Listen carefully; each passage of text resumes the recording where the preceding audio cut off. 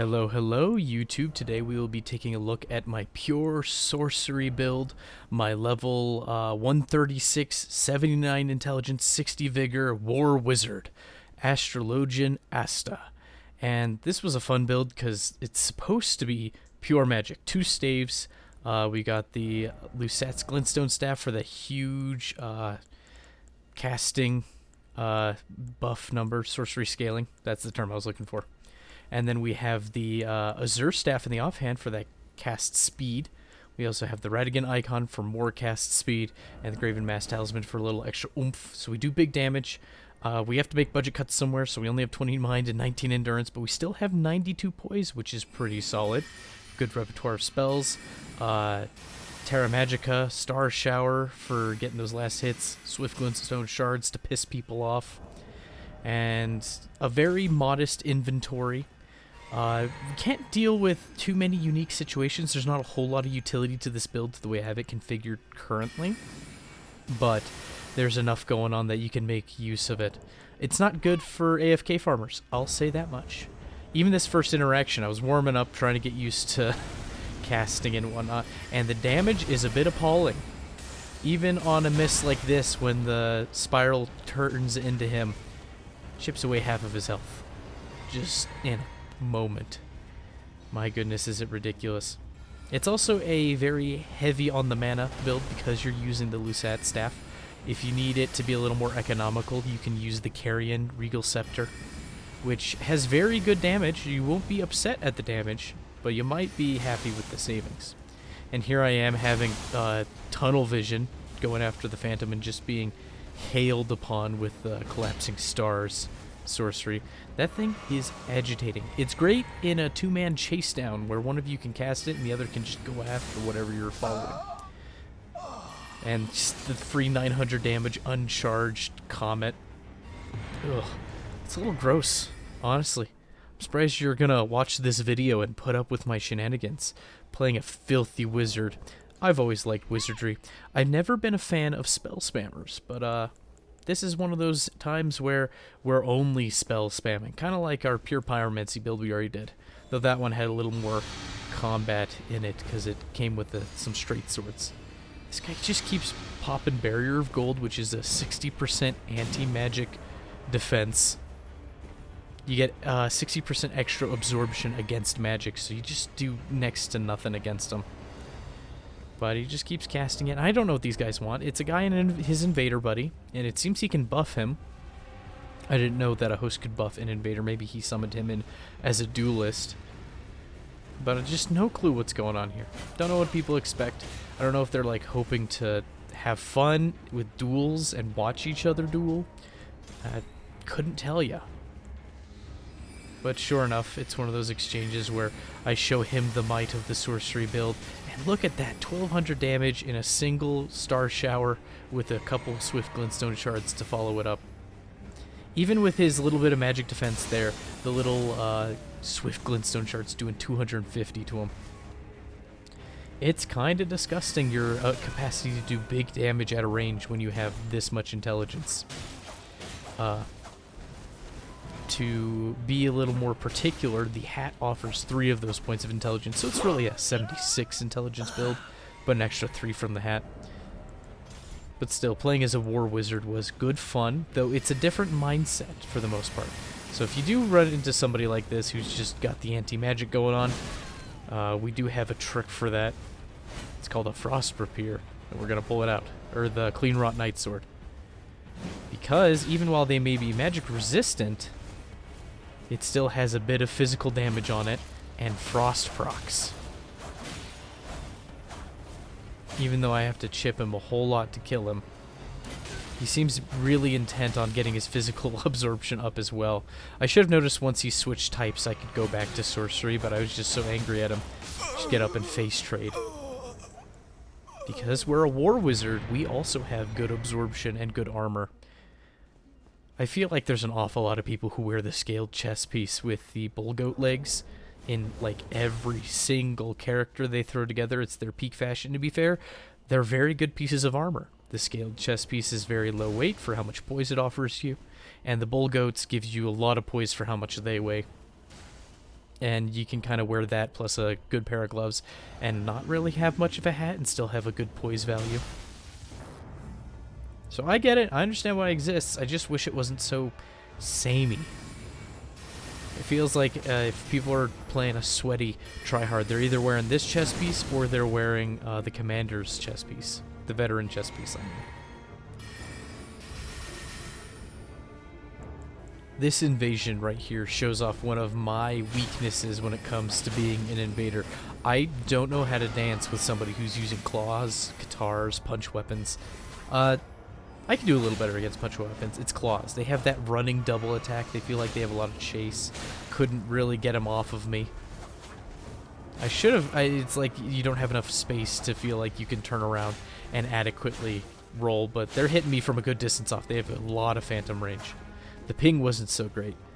But even if the ping's bad, you gotta learn how to deal with it. And so yet again, the Frost Rapier coming in, because just, you can bully people with lighter armor. Just give them good pokes. The damage is good. You could have some stumble. I was able to interrupt his charged heavy with the frost proc going off and just deal with him that way. I know I said it was a pure sorcerer build, but it's a war wizard. We're going to do what it takes to win the war.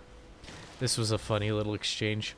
Yet again, running into the strangest people, and you don't know what they're thinking. This guy's just chilling on the roof, full bull goats, dual Naganatas, as we're going to see in time. What is going through some of these people's minds? Now, of course, they're playing the game, and hopefully they're enjoying it. It's supposed to be a luxurious experience playing a video game, and just having some downtime, having fun, maybe a little bit of power fantasy and RPG elements in there, you know. But you decide to be a host. You decide to put on the Taunter's Tongue. You go get the bull goats. You get the twin Naganatas through one way or another, either new game cycle or you have a friend drop it to you, or use cheat engine to get another one, whatever your avenue may be. And you decide, you know what I'm going to do? I'm going to go to Storm Hill, which is way inappropriate for somebody in their 130s level-wise. And I'm going to turn on Hunter's Tongue, and I'm just going to wait for people to show up. I'm also going to have the item on that summons hunters, and I'm just going to wait. Thankfully, I have Cannon of Haima, which is a fantastic tool for sorcerers to have. But here I end up over my head. We've got, of course, a Bloodhound dashing bull goat. I can't break his poise that easily. At least not without a little breathing room. And twin spears, that's a lot of oppression going on. He's got chase down, he's got damage. Just kind of in trouble overall. That's why the Bloodhound step is so very helpful. Because you just need a little extra room. A little extra breathing room. And he gets hit by that Sacred Blade, 700 damage out of left field. My goodness, is Sacred Blade fantastic. Faith builds have more fun, I'm convinced. They have a lot of tools, a lot of utility. It feels like a lot of the games catered to them, which is fine. Faith builds have had it rough in most of the previous Souls games. Here's me getting damage greedy just because I saw big numbers and I wanted to finish off this blue. But that's okay. I serve my purpose.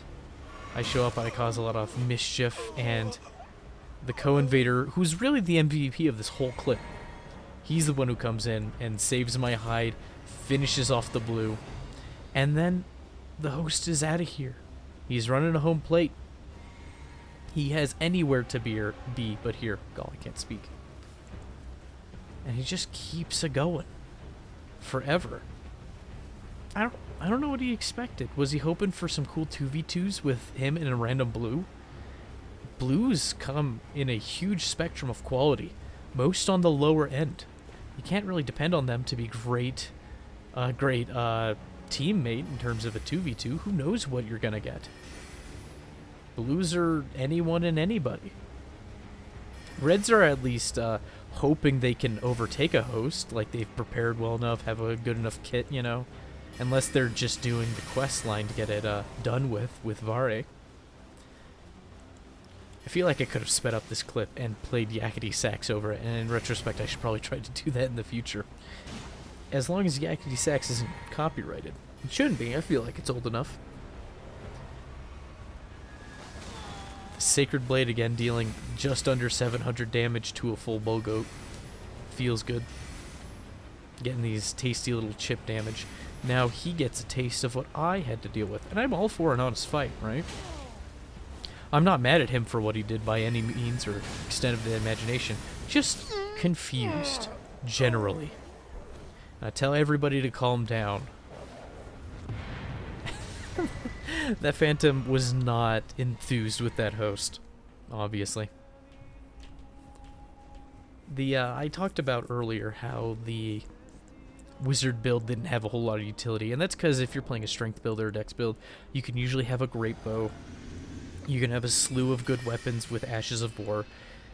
When you're playing a pure mage, and you're trying to confine yourself to being purely within the meta in terms of level, you don't have a lot of points to throw around. I decided my extra points were going to go towards armor for this character, right? Boom. That took out the Phantom, actually. That's a fun little exchange. I kind of wish I'd put on the Godfrey icon right beforehand, because that would have buffed my charged attack damage enough that the spell probably would have killed them both. That would have made for a great clip, but this fight was a learning experience for me anyways, teaching me to be less greedy and to play more patiently. But I was talking about how you don't have a lot of points to go where you want them to, and so I had just enough for the damage, just enough for the vigor, and just enough for the armor, and barely enough for the armor. I can't even have a spare dagger and both staves. I have to switch away if I want to use anything else. And because the strength and dex are so low, I don't get other weapons with other Ashes of War for utility. Can't have like a Loretta slash on a halberd for some hyper armor. Can't have a Zweihander or some sort of great hammer with Waves of Darkness for when you need to deal with an area or a group of guys. Just gotta make the spells you have work. And I need to practice more. This was supposed to be a little more of a projectile zip shooty build. You know, big surprising damage was kind of the goal.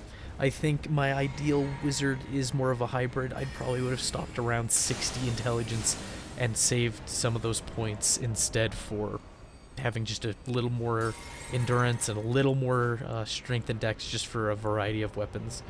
Great swords and things like that. Halberds, maybe some lances if I'm feeling really crazy.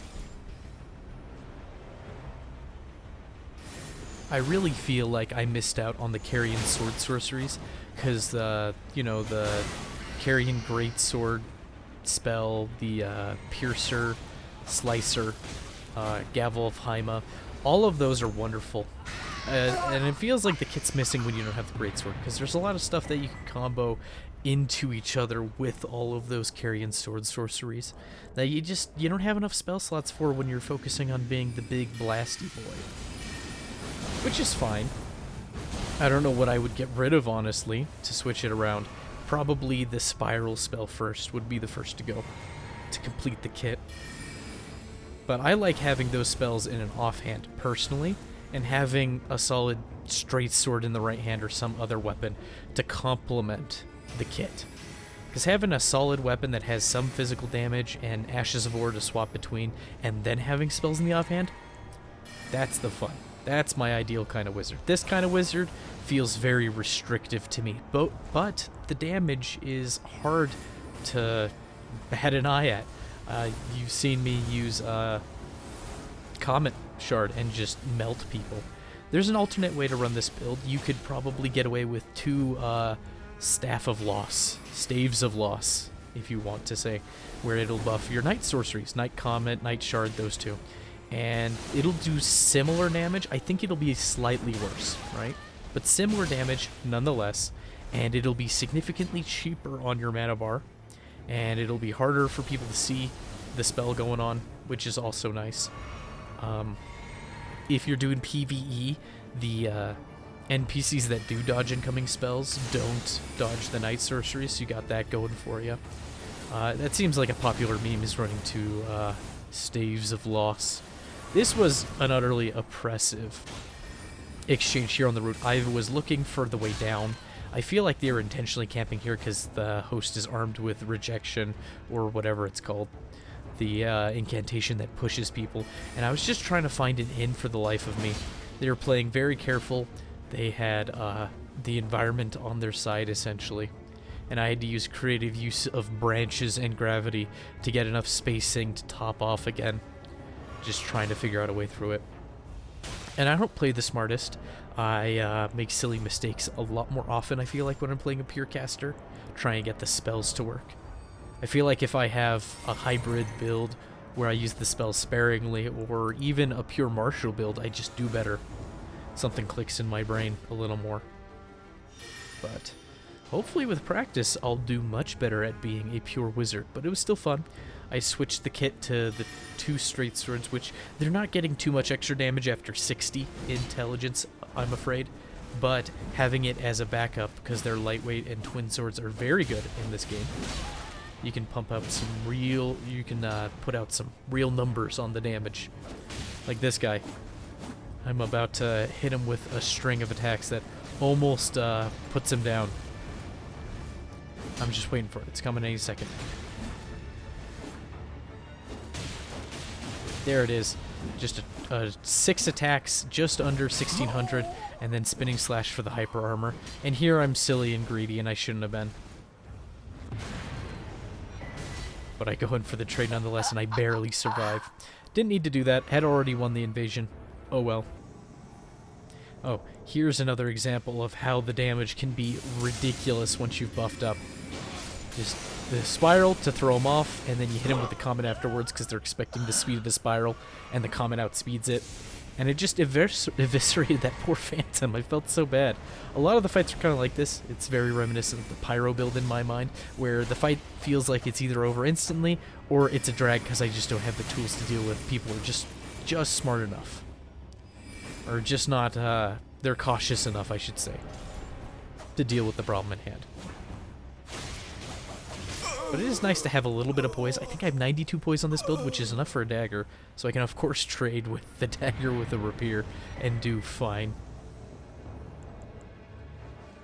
You kept getting in these situations where you're essentially trapped. So here we have a 3-man team, and we're in Castle Morn. I am an advocate of everybody knowing the level that they are in, and I feel like I know this level fairly well. However, the ways out are pretty minimal. You have 2 ladders to advance in level, and ideally you want to advance in level because then you can get enemies to help you out, even if everybody's high level. Just a little bit of breathing room is usually what you need, and them hitting me with their running attacks, even if I feel like I have an advantage. Don't remember what the ping was like, don't remember if there was much in terms of phantom range, but the fact that I survived so many times, making me chug everything I got just to escape.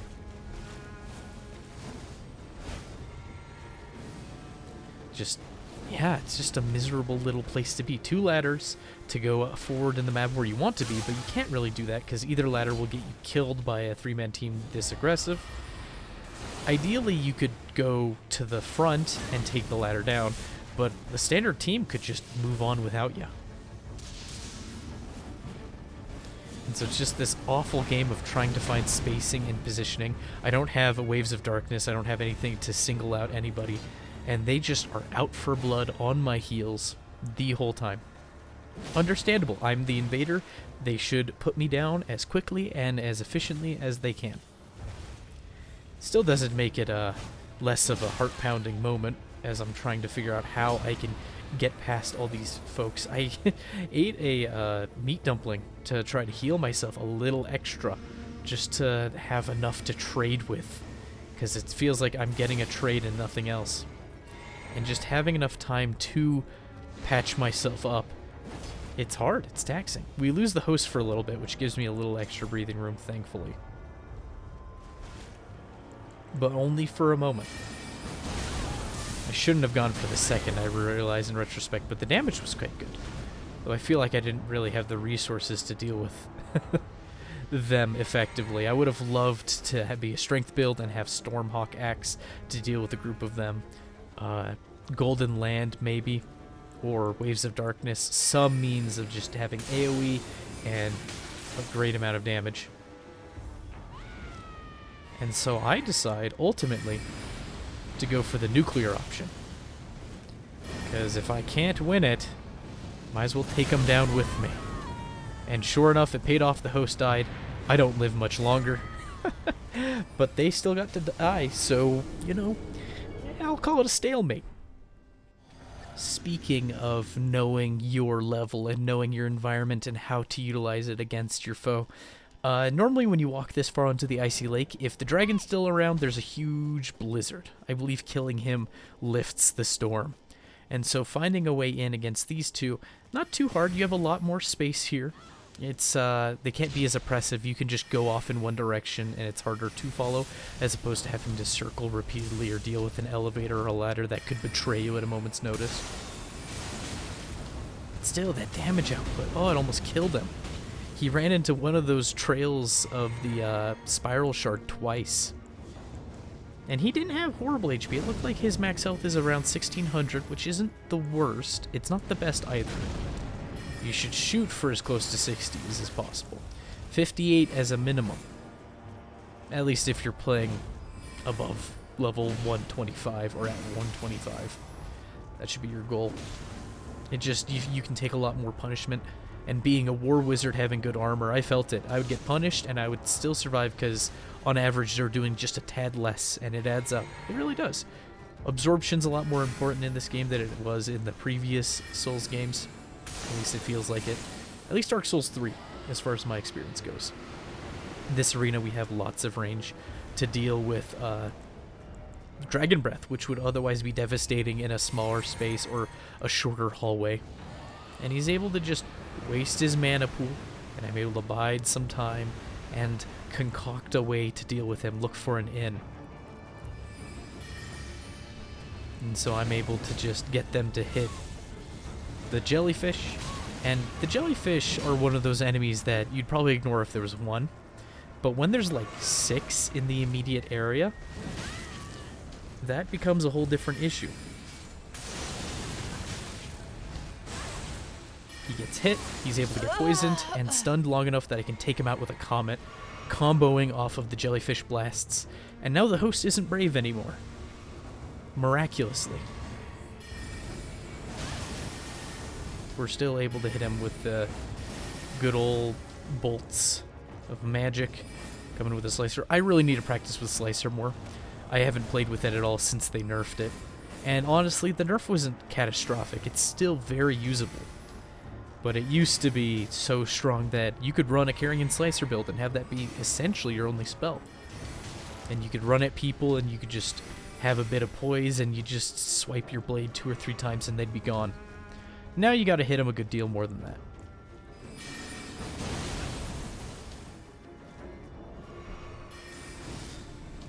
And I want to get Carrion Piercer to work too, if I can. I don't know, I think the sword spells are cool. I might make a wizard at some point that focuses on those. Or maybe I'll refurbish this character. That might be the wiser choice. To get a sword sorcerer.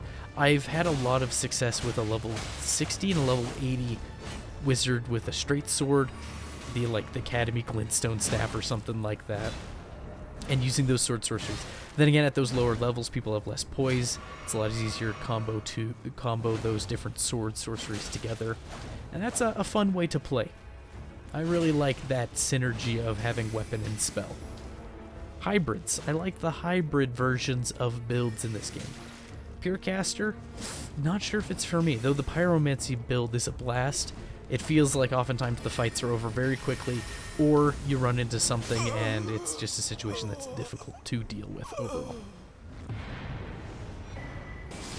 I believe I said in the last episode of the PvP that I would put together a video discussing inventory composition. And I need to. I feel like it's something that some people might like or benefit from, just having more perspectives. A lot of people who play this game casually, they don't consider inventory management to be much of a thing at all. Other than maybe putting items you don't want away in a chest, and they just leave the inventory as it is, as you get it. Which isn't a horrible way. I did like it a lot more than it was in Dark Souls 3, where it was just a grid with a set way of putting it together, or a set composition. So that's in the works. I just need to figure out how I want to go about it. Do I want to film it and voice over in post, or do I want to make it live, almost like the lore through, where I'm just giving my thoughts organically? I think I want it to be a little more trim, ideally. So I think it'll take a little more filming and voicing over, I think is what I would like. I would love to be able to get my thoughts across in maybe 10 or 15 minutes tops, because there's not too much, but I want to present enough information that people can experiment. And here's the situation where I should have switched spells to the Star Shower, and I foolishly jump over the ledge when I almost had the host. I thought it was a funny thing, so I thought I'd show you. And this is the opposite case, right? Where I don't choke at the final moment. And this is a show of how just devastating the build can be for those who are not prepared. Just, 1258 from a single burst thanks to Terra Magica. He doesn't stand a chance. That's a huge amount of damage, a ridiculous amount of damage. That kind of damage is the reason why so many people who are familiar with the PvP scene run Barrier of Gold, and I don't blame them. This poor samurai, he tried to go for his drink of cherry coke, and he just gets zapped with a little sharp piece of rock. Still, somebody can run past you, and most of the Star Shower will still follow them, even with all these people. So if you ever find yourself in this particular dungeon where there's just infinitely respawning soldiers, don't run past everything. If an invader shows up, back up and deal with the threat. And I kept having an issue, it felt like, for the subsequent episodes where I was just, or clips, the subsequent clips, where I was just fighting people in these birth canals. Just these tiny little spaces. And it's not a whole lot of fun. Projectiles get stuck on walls. They have the home base advantage. Kind of tough to deal with. I still need to figure out what kind of spells would be useful for a tight group like this, right? I feel like a well-placed Cannon of Haima is a really good one if you have the space for it. But a Star Spiral or a Comet isn't going to cut it, especially if they're expecting it. And the little zips and zaps from the Swift Glintstone Shard, though it can be good, you need a little more time and spacing for that. If you have a whole 3-man team barreling it down on you, it's not going to be enough. It's just going to be too little too late. And Slicer, while Slicer can do well, you also need room to maneuver and space, because you're not going to often poise break people with the Slicer. And Gavel of Haima only usually has one good hit in it, and then people are wise for the second hit. Rarely have I ever hit the same person twice with Gavel of Haima in a chain. That's why I kind of miss the Carrion Greatsword. I feel like that's what it's missing. Carrion Greatsword and Adula's Moonblade. Though I like the Greatsword slightly more. Adula's is fine, right? Having an extra ice damage, an extra projectile. It's been nerfed, not in a bad way, right? They just made it so that it doesn't hit so hard when both the sword and the wave connect. It used to be ridiculous, especially in your left hand for a good while. I don't remember the particulars. I just remember it was better. And so for the cost of the spell, you're better off with just Carrying Greatsword, because I'm trying to remember what it is, but it's like Carrying Greatsword, if you hit somebody, it'll combo into, I think, a straight sword R1, right? But there's plenty of situations where I think you can hit somebody with a Carrying Greatsword, and then you hit them with a Slicer, and then as they're backing up, because if you've been hit by both, you're probably backing up if you're conscious of your health bar, you can follow it up with a Piercer that'll generally have the range to catch them. Now, I want to get that combo off, and it would be nice if I could record it. I didn't use Carrying Greatsword on this build, but that's what I felt like I was missing, was an area attack that you can pull out fairly quick that does substantial damage. And the Gavel's good, but Gavel, if it doesn't spook them, isn't enough. So we had one Phantom leave in case you weren't paying so much attention, and now this poor host is on his own. This was a funny moment where I was playing worse because I was having my cat getting up on the desk in front of the monitor, and he wanted extra attention. We'd bathed him earlier, and so he was upset. He doesn't normally do that sort of thing. He was trying to get my attention for something, and he was not listening to any commands. He's getting in front of the monitor while I was trying to play. And do I have proof of that? No. I might as well blame lag or the controller, but no reason to, since it was a win anyways, despite being pummeled senselessly by the end. And here is yet another birth canal kind of situation. Just these tight little corridors. So sad. Makes you wish you had a greatsword or something. Some weapon that could let you hold your own without, you know, getting just absorbed by a wall and amounting to nothing. Nothing at all. But this Phantom's pretty cool. I like him. He's using what is it? The lightning blade ability. I forget what it's called exactly, but it has a lightning you slash and then a follow-up lightning bolt comes out, and it buffs the weapon. If I were to run another dex build, I think I would want to try to get that sucker to work. Though I guess I don't need it on a dex build for it to work. Knowing the environment again, having the handy-dandy Alabaster Lord to help out, because he provides an awful lot of cover while I get reset to neutral. They eat the Phantom, unfortunately, my friendly invader, before I have a chance to do much, but we'll avenge him in short order. I will say this about Swift Glintstone Shard. It is a great little quick punish, and it's a punish with next to no risk, and it's nice little chip damage. And because Lusat's increases the amount... Oh, watch this. Comment. Pop. Pop. Oh, 1437 across 2 hits. That's probably just because where his health bar ran out. But yeah, Glintstone, Swift Glintstone Shard zips out really fast, and because Lusat, the Lusat staff increases the amount of mana it takes for spells by percentage, the Swift Glintstone Shard and Carrion Slicer takes so little mana in the first place that even though the amount of mana it takes is increased, it's not increased by enough to matter too much. So Flask of Wondrous Physic for the mana and the health restore at low health. There's the stats and the spells. Very helpful. Started off as a Prisoner with the Golden Seed, though. Prisoner's fine. You could probably get away with Vagabond as well, but Prisoner was slightly more optimized for a pure sorcerer. There's the kit of weapons. I didn't get to use all of it, but options were there. I hope to do more with it in the future and to figure out exactly how it goes, or how to be a good sorcerer. I was not a very good sorcerer, I felt, but I still got some clips for you. Hopefully this inspires you to come up with something of your own.